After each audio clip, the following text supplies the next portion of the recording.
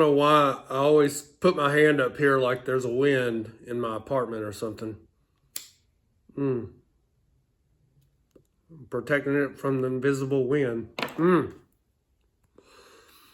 So this video, welcome back to the channel. If you like the content, please like, subscribe, and share with somebody that you think this video might help.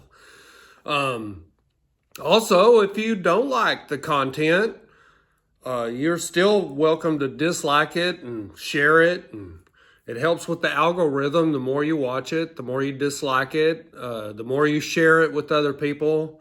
It helps get it out there. So I appreciate, I welcome any and all criticism. So bring it on. Today, I want to talk about cognitive dissonance and alcoholism and narcissism. Now, it's my belief that narcissism breeds alcoholism and vice versa. Alcoholism kind of produces narcissism. At least when I go back into my family of origin, I found alcoholism way back there. I'm a recovered alcoholic. I've been sober 23 years, and I'm also a narcissistic abuse survivor, and I'm in narcissistic abuse recovery. So I've had a lot of narcissists in my life. My mother's a narcissist. My kids are narcissists. I've had 2 ex-wives who are narcissistic. Narcissistic behavior style is what we will call them, because they've never gone and got diagnosed that I'm aware of. Of course, they probably wouldn't tell me. You know, it's the way they roll. But cognitive dissonance, what is it? So I got the inspiration for this particular video from, of course, none other than Dr. Romani, who has a new book out called It's Not You. I suggest that you get it if you're suffering from narcissistic abuse or think you might be suffering from narcissistic abuse. And another guy, he is a diagnosed narcissistic personality disorder. He's clinically diagnosed. I think the YouTube channel that I watched his video on is called My Big Story, but the guy has several different alias YouTube channels. It's quite interesting, but it's good to have the perspective from a clinically diagnosed narcissistic personality disorder to help understand, to help empaths understand where the narcissist is coming from, so we can better navigate our lives. Okay, so cognitive dissonance, what is it? So cognitive dissonance is you have a belief system, and you have a behavioral system, and then you have information. And so Dr. Romani says that if one of these, the belief system, the behavior, or the information is out of sync, or you're getting some bad information, you're getting some bad behavior, you're getting some bad beliefs, or one of those is going against the other, then you have this psychological tension. So as it relates to alcoholism, I just want to say that in my experience, being raised in a narcissistic, dysfunctional family, there was a lot of yelling, a lot of screaming, a lot of fits of rage. I can't ever remember a time when my mother was not yelling and screaming at me. So at the young age of 12, I found alcohol. And so it was excellent because it was immediate anesthetic to detach me from my neurological system. And that's what narcissistic abuse does, is it causes complex post-traumatic stress disorder. So it affects your nervous system. And so, you know, finding alcohol, I used to drink Listerine when I was 14 years old to get drunk. Alcohol, anywhere I could find it, any alcohol I could find anywhere, I would get drunk. I would get drunk, I think every day of the school year. In my junior year of high school, I got drunk before I went to school. So I was constantly trying to find something to help me disconnect from the emotions and the psychological and the neurological abuse that I was experiencing from growing up in that household. Now, you fast forward to when I turned 30 years old and I put the plug in the jug. I was talking to a sponsor, and he told me, because I mentioned something to the effect of, I would not have done that if I had not been drinking. And he said, bullshit, John David. And I said, what? I said, that's not me. That doesn't, and I hear narcissists say that too. Oh, that doesn't sound like me. Oh, I would never do anything like that. Well, so here I am, a product of my raising, and I'm saying that I wouldn't have done that had I not been drinking, and he called bullshit on it, as he should correctly. And he said, John David, we drink to exercise our character defects. That's what we do. Alcoholics, we drink to exercise our character defects. So it is the things that we really want to do. So you can look at somebody when they're drinking, and it's truth serum. They're telling you the truth. It might not line up with their beliefs, but since it detaches them from their neurological system, it enables them to engage in behavior that they would not otherwise because of their beliefs. Okay, so we got that.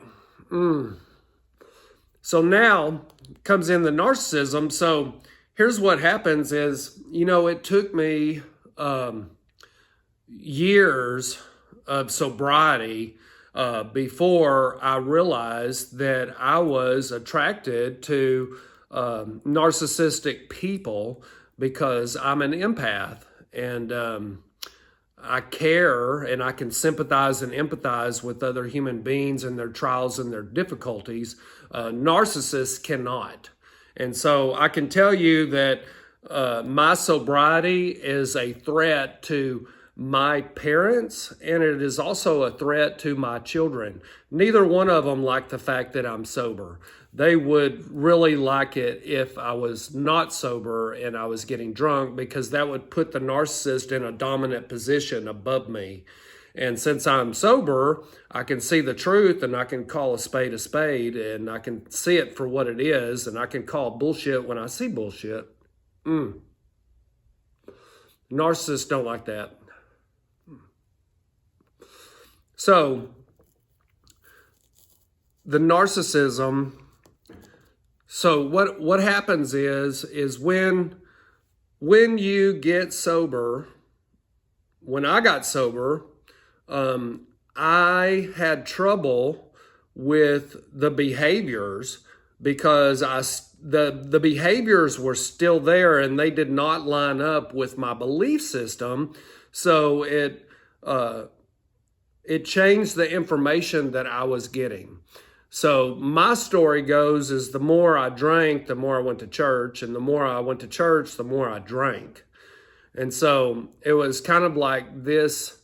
Growing up in a narcissistic dysfunctional family, I was told I always had to be right, basically insinuated that I had to always be right, but I was always wrong.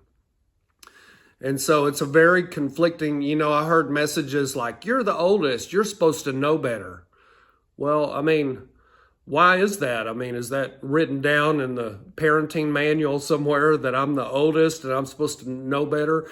Also, likewise, alcoholism thrives on secrecy and isolation. And so also in a narcissistic abusive family, they practice, it's called the don't talk, don't feel rule. And so some things you just pretend to hear no evil, see no evil, speak no evil.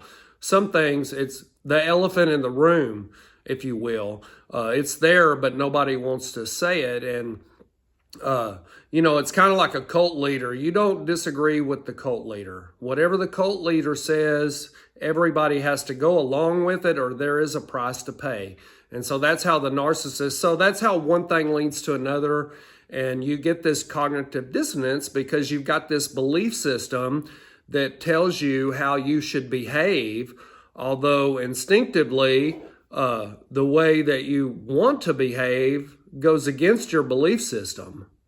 And then when you do learn how to behave correctly in society, and you learn how to do the next right thing, and you learn to be a productive member of the human race and a productive member of society, and you start noticing that even though you have this belief system of being a good person or doing the next right thing or loving your neighbor as yourself, or the golden rule, do unto others as you would have them do unto you, what you notice is, especially if you're sober or if you've been in a narcissistic abusive relationship, you notice that the information that you're getting is that everybody does not adhere to that principle. And so you kind of are in the workplace and you're thinking, I'm trying to do somebody a good turn, and they're trying to tear me down because they're trying to step on me to get to a position that's above me. And I would never do something like that because I'm an empath and it goes against my belief systems and I don't behave that way. But what empaths have to understand is that there are the narcissistic people out there, and the worst of them are the covert narcissists, in my opinion, because they will take advantage of you, especially in the workplace, and especially if you get in a romantic relationship with them. And unfortunately, we gravitate to people that feel like home to us. We naturally, psychologically gravitate to people that remind us of our family, that feel familiar, that feel like home. But if you come from a narcissistic abusive family, that's not a good thing. And so, when you go through the narcissistic abuse cycle and you get that just right ass kicking, and you wake up and you realize that you've been married to a covert narcissist for, 9 years, and their mask falls off and you see that really psychologically, you married someone that's just like your mother, or if you're a woman, you married somebody that's just like your narcissistic father. And I hear people all the time that they grew up and they didn't want to become an alcoholic because their mother was an alcoholic, but they still became an alcoholic. Or they didn't want to marry somebody who was an alcoholic because their dad was an alcoholic, but they ended up marrying somebody that was just like their dad and they were an alcoholic. So the cycle repeats itself. And so if nothing changes, nothing changes. So I just wanted to share this cognitive dissonance idea with you as it relates to alcoholism and narcissism, because I believe they all kind of do a three-legged race together, and it's important to get the tools. I recommend getting Dr. Ramani's book, It's Not You.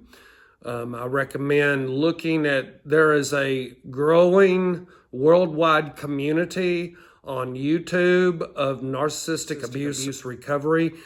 I am really not talking about anything new on this channel. I just want to point you in the direction of some of the people that helped me recover and are helping me recover from this narcissistic abuse. So number one, Dr. Ramani, and I'm going to put the video that inspired this video in the description. I'll put the link. And the other one is from the guy, My Big Story. I will put that video in the link. And so you can go and listen to their channels, because they have way better information than I'm giving you on here. I'm just an amateur narc slayer. And before I go, I just want to say that narc slaying, the way I came up with that idea, because initially when you come out of a narcissistic abusive relationship, The first instinct is to retaliate. You want to get revenge. You have a knee-jerk reaction. And that's exactly what the narcissist wants.